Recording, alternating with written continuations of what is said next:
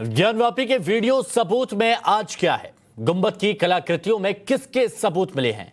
कैमरे पर किलर बाढ़ की खौफनाक तस्वीरों से कहां पर हड़कंप मचा है? आर्मी की तैयारी, चीन पर कैसे पड़ेगी भारी? 45 डिग्री तापमान का टॉर्चर झेल इंसान कैसे झुलस गया है? नमस्कार, मैं हूं आपके साथ हिमांशु दीक्षित। बात करेंगे इन सभी खबरों की, लेकिन सबसे पहले एक ब्रेकिंग न्यूज जो सेना के मोर्चे से आ रही है उसकी बात करते हैं। भारतीय सेना की 6 डिवीजन शिफ्ट की गई हैं, लद्दाख से पूर्वोत्तर तक शिफ्ट की गई। साथ ही आर्मी डिवीजन की बात यहां पर की जा रही है। चीन के खतरे से निपटने के लिए भेजा गया है आरआर यानी राष्ट्रीय राइफल्स की एक टुकड़ी पूर्वी लद्दाख भेजी गई है। जम्मू कश्मीर से पूर्वी लद्दाख इस टुकड़ी को भेजा गया है। पहले से पूर्वी लद्दाख की बात करें तो यहां 3 डिवीजन मौजूद हैं और हाल ही में आर्मी चीफ ने लद्दाख दौरा किया था। लद्दाख दौरे के सुरक्षा हालात का जायजा लिया था। जनरल मनोज पांडे ने हालात का जायजा लिया था और एलएसी पर सुरक्षा की समीक्षा की थी। और अब ये 6 डिवीजन भेजी जा रही हैं, यानी चीन के खिलाफ सेना की महा तैयारी नजर आ रही। और अब आपको दिखाते हैं न्यूज नॉन स्टॉप, बिना ब्रेक के 100 बड़ी खबरें। फ्रैंकली स्पीकिंग में यूनिफॉर्म सिविल कोड पर बोले असम के मुख्यमंत्री हिमंत बिस्वा शर्मा। मुस्लिम बेटियों के उत्थान के लिए यूसीसी जरूरी, सामाजिक न्याय के लिए जल्द पास हो। कांग्रेस में परिवार पर ही हिमंता बिस्वा शर्मा की तीखी टिप्पणी। कांग्रेस का नाम सुनकर चिढ़ते हैं लोग। 2031 तक खत्म होगा वजूद, पार्टी में कोई नहीं बचेगा। ज्ञानवापी मस्जिद में सर्वे पर भी बोले हिमंत बिस्वा शर्मा। कहा ज्ञानवापी मस्जिद है या नहीं, यह हर हिंदू को जानने का हक। महाराष्ट्र के पूर्व मुख्यमंत्री देवेंद्र फडणवीस ने मुंबई में किया हनुमान चालीसा का पाठ। बीजेपी कार्यकर्ताओं को बांटे हनुमान चालीसा। चालीसा पाठ के बाद उद्धव ठाकरे पर बरसे देवेंद्र फडणवीस। का बाला साहिब ने कभी सोचा नहीं होगा कि चालीसा पढ़ने पर राजद्रोह लगेगा। मराठी एक्ट्रेस केतकी को 3 दिन की पुलिस कस्टडी में भेजा गया। शरद पवार के खिलाफ अपमानजनक टिप्पणी को लेकर गिरफ्तारी हुई थी। मराठी एक्ट्रेस केतकी के खिलाफ एक और पुलिस स्टेशन में मामला दर्ज। अब तक कुल 4 जगहों पर दर्ज हुई एफआईआर। एनसीपी स्टूडेंट विंग के अध्यक्ष ने अपने कार्यकर्ताओं को लिखी चिट्ठी। जो भी शरद पवार को अपमानित करे उसे तलाशो और पीटो। अकबरुद्दीन ओवैसी के औरंगजेब के मकबरे पर जाने पर बोले शरद पवार। अकबरुद्दीन महाराष्ट्र के शांतिपूर्ण माहौल में एक नया विवाद खड़ा करना चाहते हैं। बीजेपी प्रवक्ता विनायक आंबेकर को एनसीपी कार्यकर्ताओं ने थप्पड़ मारा। शरद पवार के खिलाफ टिप्पणी करने पर एनसीपी कार्यकर्ताओं ने पीटा। बीजेपी प्रवक्ता की पिटाई पर बोले राम कदम। हम भी एनसीपी कार्यकर्ताओं को पीट सकते हैं, लेकिन हम कानून पर विश्वास करते हैं। बीजेपी नेता किरीट सोमैया ने कहा उद्धव ठाकरे को आने वाले 1 महीने में करारा जवाब देंगे। उद्धव के अंदर जवाब देने की हिम्मत नहीं थी, इस वजह से सभा का स्टंट किया। आज भी ज्ञानवापी सर्वे का काम पूरा नहीं हो पाया। कल फिर होगा सर्वे। मस्जिद के बचे हुए किसी हिस्से की होगी वीडियोग्राफी। हिंदू पक्ष के वकील विष्णु जैन ने टाइम्स ऑफ भारत से कहा कल सर्वे में 1.5 घंटे का समय लगेगा। 95% काम पूरा हो चुका है।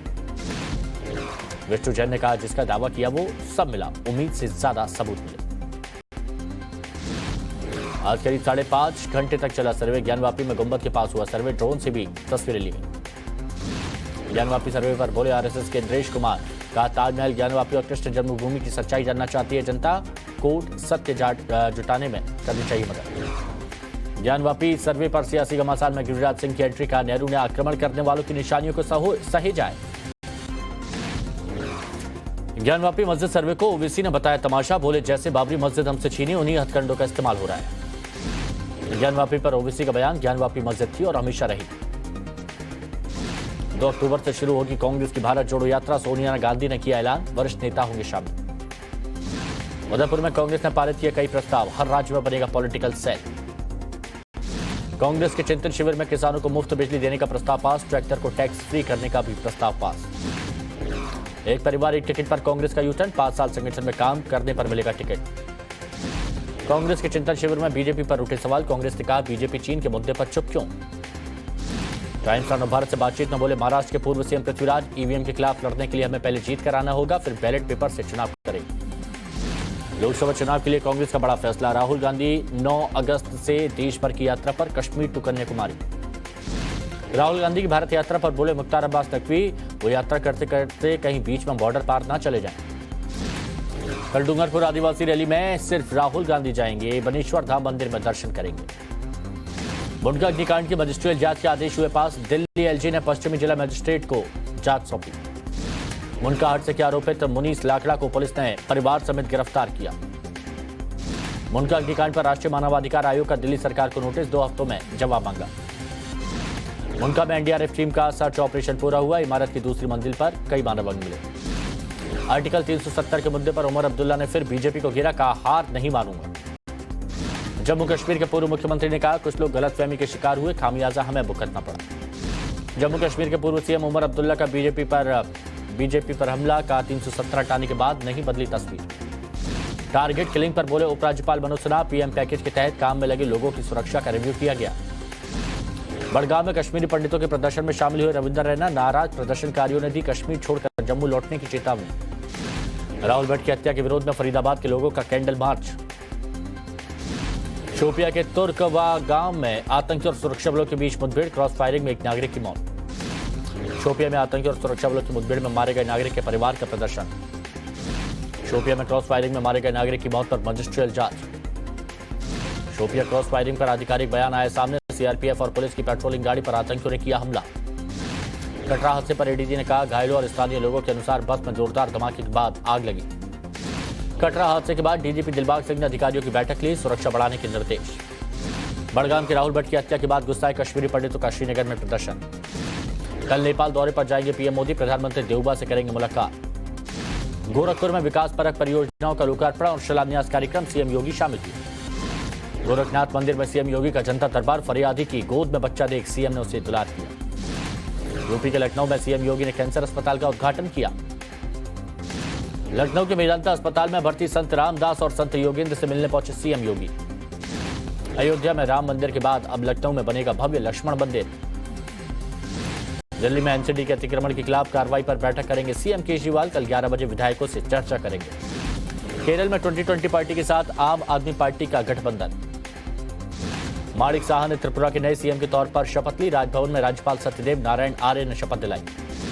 शुभेंदु अधिकारी ने अपने एमएलए दफ्तर पर लगाया हमले का आरोप, नंदीग्राम ऑफिस पर पुलिस पर अटैक लगाया। भारतीय किसान यूनियन में पड़ी दरार, राकेश टिकैत को संगठन से निकाला गया, नरेश टिकैत को राष्ट्रीय अध्यक्ष पद से हटाया। भारतीय किसान यूनियन अराजनैतिक नाम से नया संगठन बना।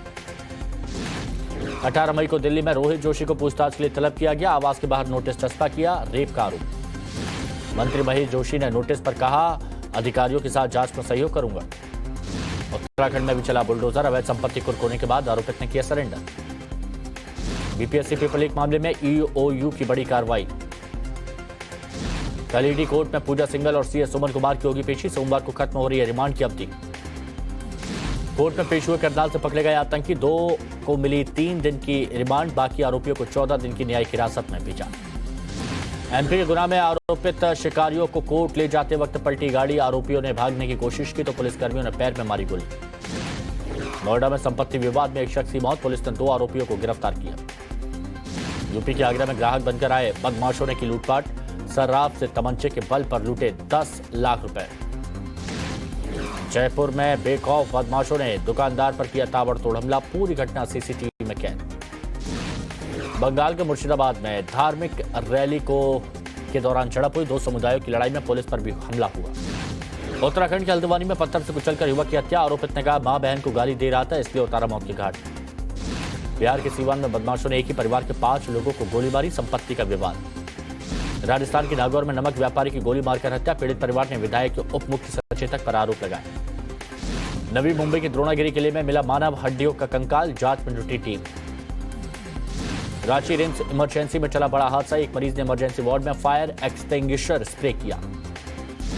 छत्तीसगढ़ के राजनांदगांव में सुरक्षा बलों को बड़ी कामयाबी मिली, मुंजाल डोंगरी जंगलों में मिला नक्सल जंप। बिहार के अररिया में आईएएस ने दी गंगा जमनी तहजीब की मिसाल, डीएम इनायत खान ने शिवलिंग पर अभिषेक किया। राजीव कुमार ने देश के 25वें मुख्य चुनाव आयुक्त के तौर पर संभाला कार्यभार। दिल्ली में कोरोना के 673 नए मामले सामने आए, 4 लोगों की मौत।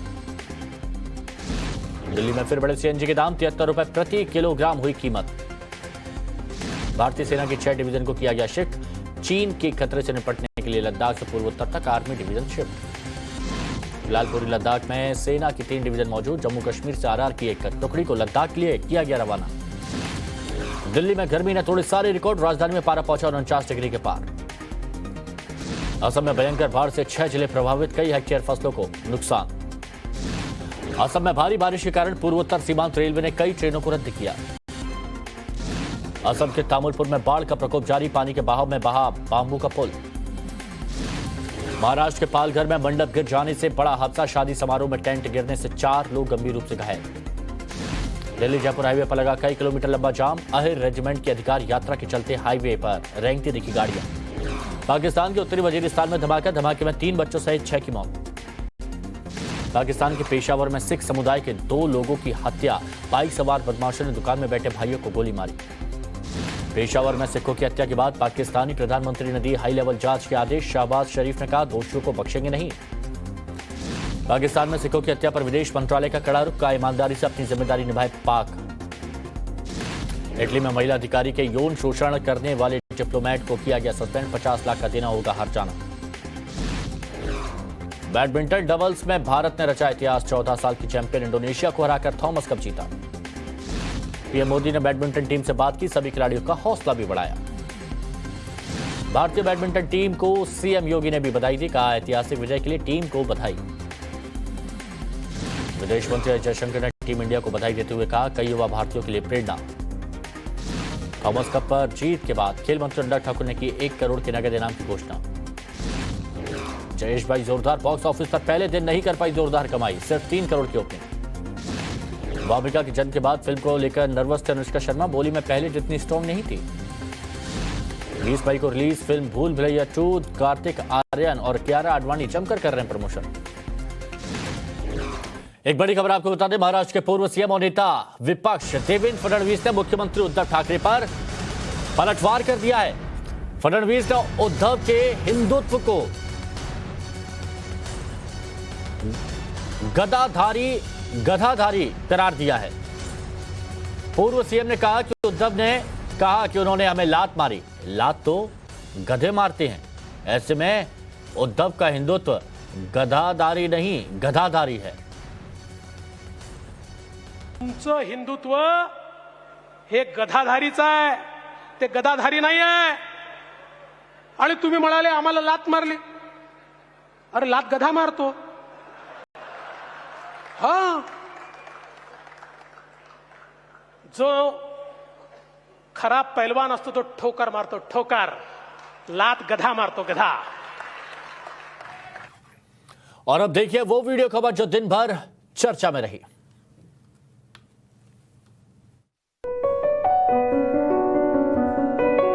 ये सीएम योगी और 5 महीने की बच्ची के बीच स्नेह की तस्वीर है। सीएम योगी बच्ची को पुचकार रहे हैं और चॉकलेट भी दे रहे हैं। गोरखपुर में सीएम आज जनता दरबार में जनता की समस्या सुन रहे थे, तभी उनकी नजर गोद में बैठी 5 महीने की आरोही पर पड़ी। मुख्यमंत्री ने बच्ची को खूब दुलार किया, सिर पर हाथ फेरा और चॉकलेट मंगाकर उसे दी। उस दौरान सीएम योगी ने जनता दरबार में लोगों की समस्याएं भी सुनी और उन्हें समाधान का भरोसा भी दिलाया।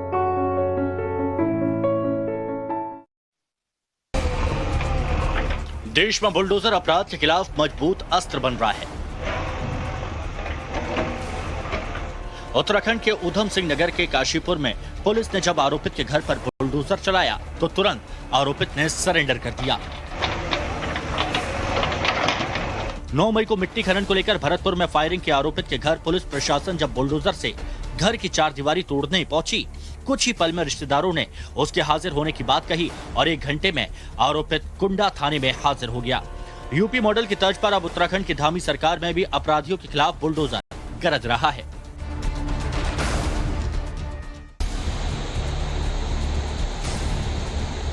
सैलाब में ट्रेन फंसी है। ये देखिए कैसे बाढ़ के पानी में ट्रेन फंस गई है। तस्वीरें असम की हैं। यहाँ के 21 जिले बाढ़ से बुरी तरह प्रभावित हैं। जहां तक नजर दौड़ाएंगे पानी ही पानी नजर आ रहा है। पिछले 24 घंटे में बाढ़ से गोलाघाट और डिमा हसाओ में 3 लोगों की मौत हो चुकी है। सड़कें डूब गई हैं, घरों में पानी घुस गया, खेत खलिहान हर जगह पानी भरा है। लगातार बारिश से बाढ़ जैसे हालात हैं। बाढ़ प्रभावित इलाकों में एनडीआरएफ और एसडीआरएफ की टीमें राहत और बचाव काम में लगी हैं। लोगों को सुरक्षित ठिकानों पर पहुंचाया जा रहा है। करीब 25,000 लोग बाढ़ से प्रभावित हैं। सेना को भी राहत और बचाव के काम में लगाया गया है। समूचे उत्तर भारत के एक साथ दिल्ली एनसीआर में भीषण गर्मी पड़ रही है।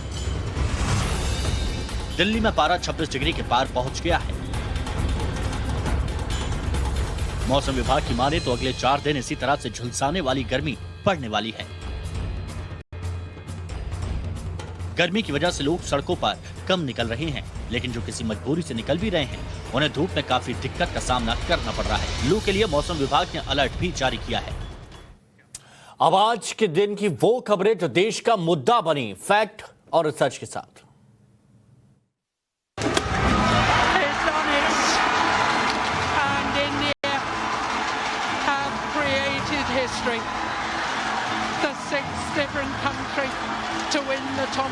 ये दुनिया को मुट्ठी में बंद करने की खुशी है।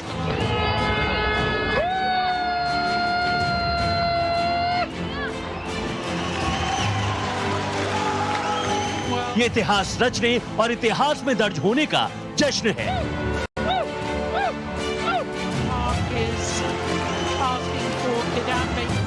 ये फाइनल में 14 बार की चैंपियन को मात देने का जोश है।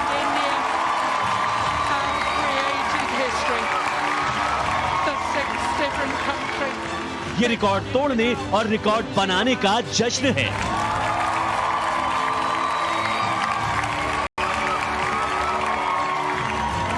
अपनी बैडमिंटन टीम पर फक्र करने का मौका है।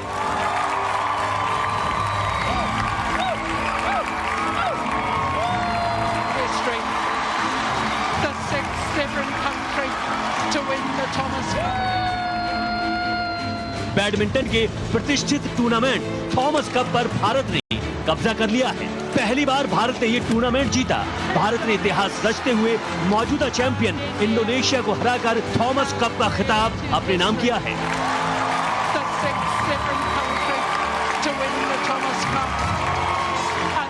भारतीय बैडमिंटन टीम ने आज इतिहास रचा है। 73 सालों में पहली बार थॉमस कप जीतकर एक ऐसा कीर्तिमान स्थापित किया है। मैं अपनी ओर से और सभी देशवासियों की ओर से सभी खिलाड़ियों को बहुत बहुत बधाई और शुभकामनाएं देता हूं। इसमें 14 बार की चैंपियन इंडोनेशिया को तो 5 बार की चैंपियन मलेशिया और डेनमार्क को भी हराया है। ये छोटी नहीं, बहुत बड़ी उपलब्धि है। मौजूदा चैंपियन इंडोनेशिया को लगातार तीसरे मैच में हराकर भारत ने थॉमस कप 2022 का खिताब जीता है। इस जीत के नायकों का नाम सुनहरे पन्नों में हमेशा हमेशा के लिए दर्ज हो गया है।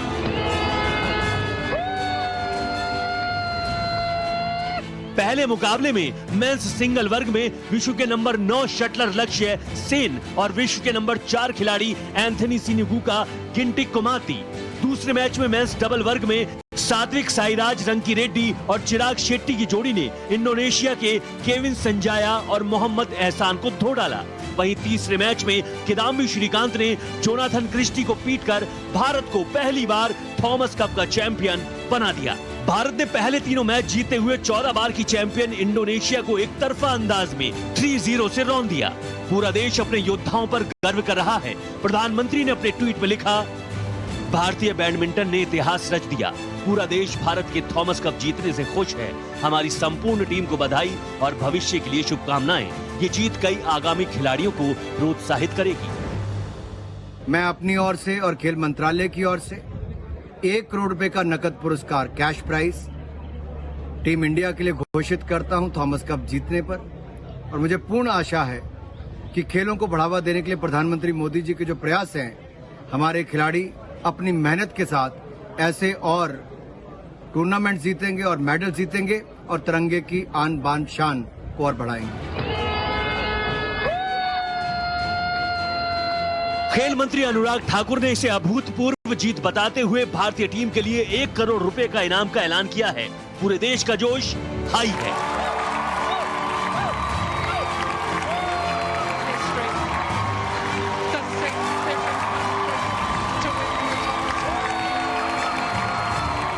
Bureau report, times now Navbharat. भारतीय बैडमिंटन टीम को जीत की बधाई प्रधानमंत्री मोदी ने भी दी। कॉल करके पीएम मोदी ने फोन पर भारतीय टीम को जो खिलाड़ी थे उनसे बात की और पीएम को फोन पर सुनकर खिलाड़ी भी बहुत खुश नजर आए। Sir, with all your support, sir, thank you. Pakistan के जो स्पोर्ट्स की दुनिया में एनालिसिस की करते हैं सर ये लोग जरूर उनको कहना पड़ेगा कि इंडिया फाइनेस्ट स्पोर्टिंग विन है ये। जी sir, thank you sir, thank you for recognising it sir, thank you so much अफसोस किया है आपने सर। और मुझे खुशी आपको विशेष बधाई इसलिए है सर कि आप एक ही राउंड हारे नहीं है। Sir thank you so much. आपको कब लगा मेरा क्या लगा अपनी समय जैसे मूर्छा बनी है खेल है भी काफी दिनों का लंबा मित्र और बड़ा होकर रखना क्या लगा कब लगा आप कहाँ पहुंचेंगे? सर आई थिंक हम लोग जिस दिन हम लोग क्वार्टर्स जीता सर, उस दिन हम लोग ने डिसाइड किया कि हम तो एंड तक फाइट करेंगे ही करेंगे सर, हम जीत के ही वापस जाएंगे। तो पूरा टीम ने बहुत मेहनत किया है सर, पूरा टीम ने ये एक सोचा कि बस हम एंड तक फाइट करेंगे और जीत के ही वापस जाएंगे सर। लेकिन एक हम बैडमिंटन ये थे आप मतलब कहीं भी यहाँ तक हम पहुंचे नहीं थे, जी सर। ऐसे में इतना बड़ा विश्वास कैसे आया? क्योंकि सर ये टीम भी स्पोर्ट है ना सर, ये टीम इवेंट है इसीलिए, और सब एक दूसरे को हम लोग बहुत हेल्प किया है सर, एक दूसरे को बहुत मोटिवेट करके हमने सोचा है कि सब लोग अच्छा खेल रहे हैं, इंडिविजुअल टूर्नामेंट में सब बहुत अच्छा परफॉर्म किया है, तो हम एक साथ मिलके अभी इंडिया के लिए करने का ये एक मौका है सर, और हमने सोचा कि ये मौका हम वेस्ट नहीं करेंगे सर, और हमने सोचा कि पूरा मेहनत रखेंगे, पूरा सब लोग अपना 100% खेलेंगे सर। कांग्रेस ने चिंतन शिविर में उदयपुर डिक्लेरेशन जारी किया है। पार्टी ने ऐसे कई बड़े फैसले किए हैं जिसके लिए टारगेट 92 से 100 दिनों का रखा गया है और मकसद है 2024 में मोदी के विजय रथ पर ब्रेक लगाने का।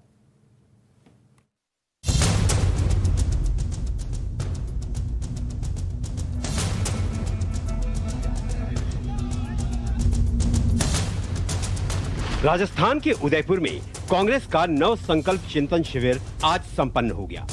कांग्रेस पार्टी के बड़े बड़े दिग्गजों ने परिवर्तन के लिए 3 दिन तक चिंतन और मंथन किया। चिंतन शिविर के आगाज से पहले ही पार्टी के अंदर होने वाले परिवर्तन के संकेत पोस्टर और फ्लैक्स के जरिए मिलने लगे थे।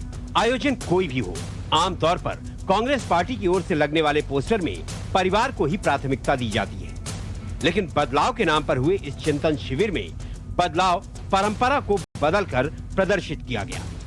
अब की बार नेहरू गांधी परिवार के पोस्टर्स के साथ स्वतंत्रता सेनानियों और कुछ और बड़े नेताओं को स्थान दिया गया। 5 राज्यों के विधानसभा चुनाव में मिली हार के बाद राजस्थान में कांग्रेस का पूरा कुनबा पहुंचा। मौका था 3 दिनों के चिंतन शिविर का। इसमें राज्यों में मिली हार पर तो चर्चा हुई, लेकिन चर्चा का जो मुख्य बिंदु था वो ये कि 2024 के लोकसभा चुनाव में कांग्रेस पार्टी किस तरह से सत्ता में आए। चिंता इसलिए क्योंकि लगातार 2 लोकसभा चुनाव में कांग्रेस का प्रदर्शन शर्मनाक रहा है। कांग्रेस के अंदर भी कुछ आवाज बुलंद हुई। सबसे ज्यादा सवाल कांग्रेस नेतृत्व पर उठाए गए। टारगेट यकीनन राहुल गांधी रहे। कौन सी पोस्ट किसको मिल रही है,